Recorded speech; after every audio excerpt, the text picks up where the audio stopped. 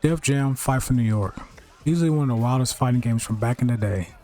It's brutal, it's over the top, and honestly still one of the best things EA's ever touched.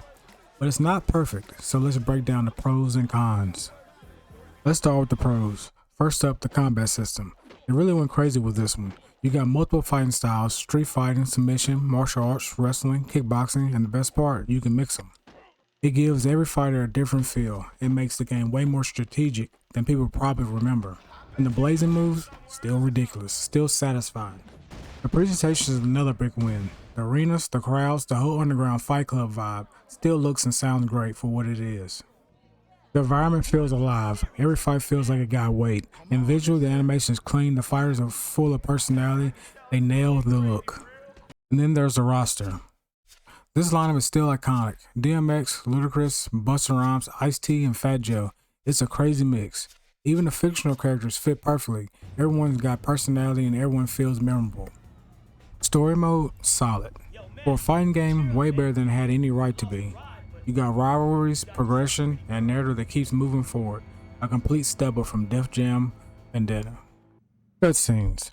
They keep you locked in, especially with the voice acting. Snoop Dogg as the Crow is super believable as a villain. Sound design, yeah, that's another win. The soundtrack fits perfect. The fights sound heavy. The voice work still holds up. It's gritty, it's loud, and it just feels right.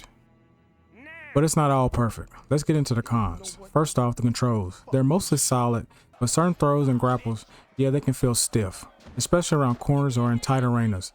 Things can get clunky fast, and the camera doesn't always help. The AI, yeah, it cheats. It definitely spikes hit hard. Some fights rely way too much on reversals and submissions. Not really challenging, just kind of cheap sometimes. And speaking of cheap, environmental hazards. They're cool at first, but slamming somebody in the speaker for the 10th time, yeah, it gets old. The novelty wears off quick.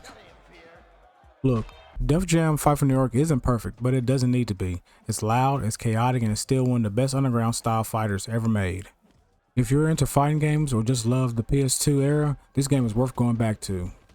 No question, certified retro classic.